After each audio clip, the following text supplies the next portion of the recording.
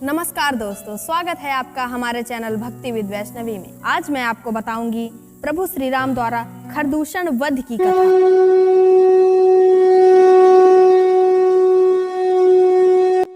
जब लक्ष्मण जी ने शूर्पणखा के नाक काट लिए तो प्रभु श्री राम लक्ष्मण जी से बोले, अब यह उद्दंड स्त्री बदला लेने का प्रयास अवश्य करेगी।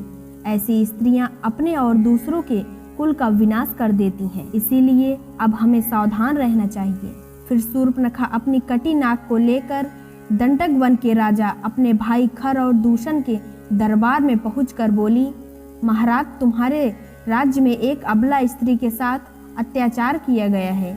बहन की कटी नाक को देखकर महाराज खर बोले, बहन, तुम्हारे साथ ऐसा अत्याचार किसने किया? शूर्पणखा बोली, राम और लक्ष्मण। महाराज खर बोले, राम और लक्ष्मण, ये कौन है? शूर्पणखा बोली, राम और लक्ष्मण ये दोनों भाई अयोध्या के महाराज दशरथ के पुत्र, जो मुनि वेश धारण कर एक सुंदर स्त्री के साथ गोदावरी नदी के तट पर वसने आए हैं। इन्होंने विराट राक्षस का भी वध कर दिया। फिर दूषण बोला, पर तुम वहाँ क्या करने गई थी? फिर शूर्पणखा बोली, जब मैं आकाश मार्ग से पंचवटी की तरफ जा रही थी तो मैंने उनके साथ उस सुंदर स्त्री को देखा। पूरे त्रिलोक में ऐसी सुंदर स्त्री नहीं है, तो मैंने सोचा ये स्त्री बड़े भैया महाराज रावण के योग्य है। मैंने सोचा बड़े भैया महाराज रावण के लिए इससे अच्छा उपहार क्या होगा। परंतु उन दोनों के सामने जब हमने प्रस्ताव रखा तो वो दोनों भेड़िए की तरह मुझ पर झपट पड़े। फिर महाराज खर और दूषण ने कहा, ठीक है बहन, उन्हें इस अपराध का दंड अवश्य मिलेगा। दूषण, तुम मेरा रथ निकालो, हम उन मानवों को अभी दंडित करने जाएंगे।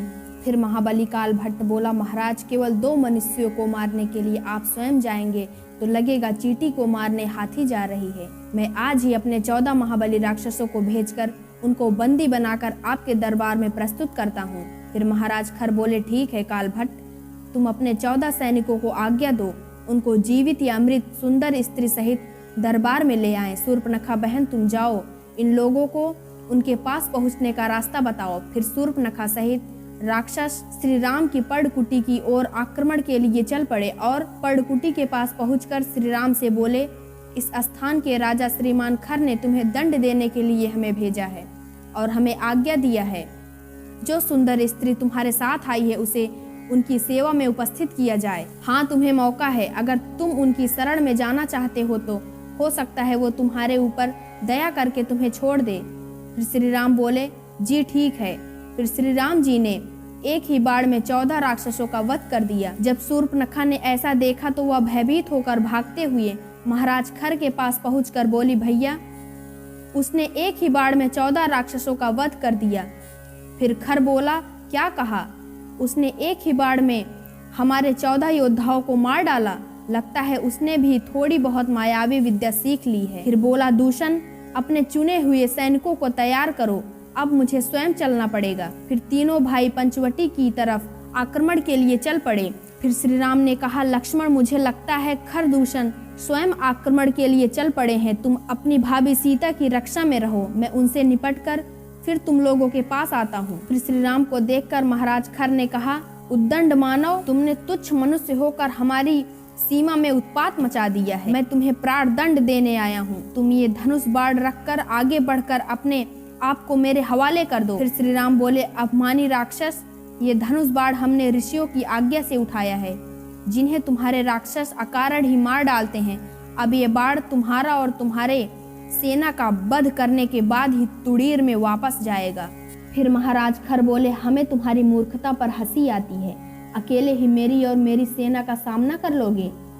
मैं तुम पर दया कर रहा था, परंतु तुम दया के पात्र नहीं हो। दूषण, इसको चारों तरफ से घेर लो। फिर राक्षसों ने प्रभु को चारों तरफ से घेर लिया तो ऋषि भगवान अगस्त प्रकट होकर श्री राम से बोले, श्री राम, ये सब मायावी और कपट युद्ध करने वाले हैं, इन्हीं की भाषा में इनका उत्तर दो। तुम्हारे पास ऋषि विश्वामित्र का दिया हुआ मोहिनी अस्त्र है, उसी का प्रयोग करो, जिससे आपस में ही लड़कर सारे राक्षस समाप्त हो जाएं। फिर श्री राम ने अगस्त मुनि की आज्ञा से मोहिनी अस्त्र चला दिया और मोहिनी अस्त्र के चलते ही राक्षसों को चारों तरफ राम ही राम दिखने लगे और सारे राक्षस भ्रमित होकर आपस में ही लड़ने लगे। फिर महाराज खर ने अपने भाई दूषण से कहा, दूषण, ये पूरी सेना पागल हो गई है, आपस में ही लड़ रही है। लगता है ये राम भी मायावी है, इसने मोहिनी अस्त्र का प्रयोग करके हमारी सेना को भ्रम में डाल दिया है।